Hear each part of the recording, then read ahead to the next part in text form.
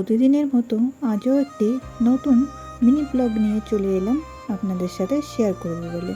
So hello everyone, welcome back to my YouTube channel Rinki's blog চ্যানেলে আপনাদের সকলকে জানাই স্বাগত। আপনারা সবাই কেমন আছেন? আশা করছি যে যেখান থেকেই আমার ভিডিওটা দেখছেন তারা সকলেই অবশ্যই ভালো আছেন, আর আমিও ভালো আছি।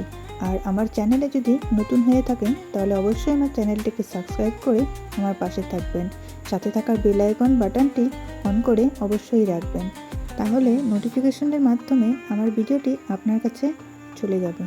তো চলুন আজকের ভিডিওটা শুরু করা যায়। তো আমাদের জীবনটা এমনভাবেই তৈরি হয়েছে যে আমাদের সারাদিন কাজকর্ম করার পর চার দেওয়ালের মাঝখানেই সারাদিন থাকতে হয়।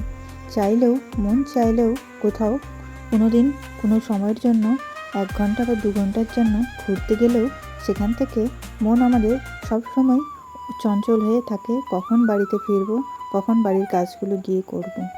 তো এইসবের মধ্যে দিয়ে যদি একটু গ্রামে গিয়ে ঘুরে আসা যায়, গ্রামের চারপাশটা দেখা যায়, তাহলে একটু মন শান্তি হয়ে যায়।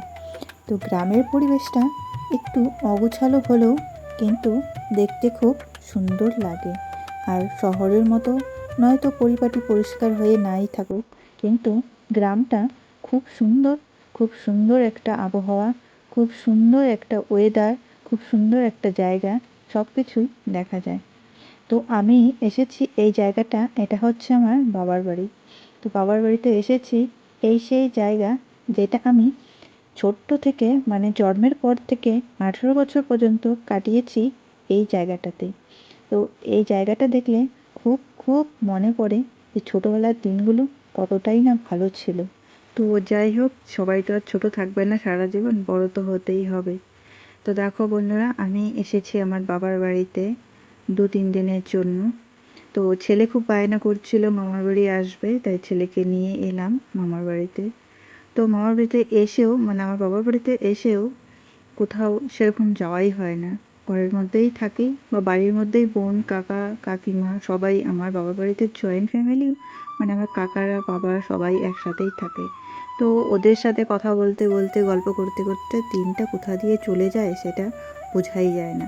তারপরে এই যে দেখো দুই বোন বলছে যে চল আজকে একটু বাইরে গিয়ে ঘুরে আসি, মানে বাড়ির পাশে যে রাস্তাটা ওখানে গিয়ে একটু ঘুরে আসি। তো বাড়ির সাইডে রাস্তায় পাশে ওখানে আসছি। এখানে দেখো বাড়ির চারপাশে তো দেখালাম জায়গাটা কত সুন্দর, সবাই ওখানে ধান লাগাচ্ছে।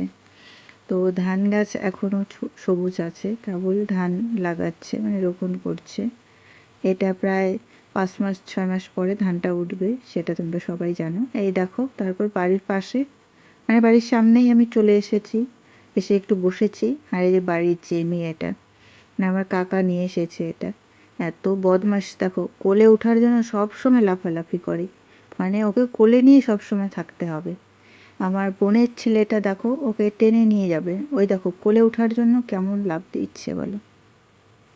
অ্যাকচুয়ালি কী বলো তো, কুকুর জিনিসটা এমন যে মানুষকে খুব ভালোবেসে ফেলে। এই দেখো আমার বোনের ছেলে টেনে নিয়ে চলে গেল আমার কাছ থেকে, তবু সে দৌড়ে চলে আসলো আমার কাছে।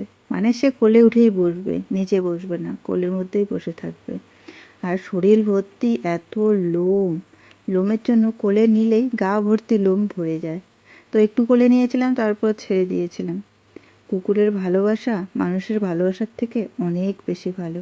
সে কোনোদিনও কাউকে ধোঁকা দেয় না। মানুষ তো অনেককে ধোঁকা দিয়ে থাকে। তো চলো বন্ধুরা, আজকের মিনি ব্লগটা এখানেই শেষ করছি। তো গ্রামের পরিবেশটা কেমন লাগলো তোমাদের অবশ্যই কমেন্ট করে সবাই জানাবে। টাটা।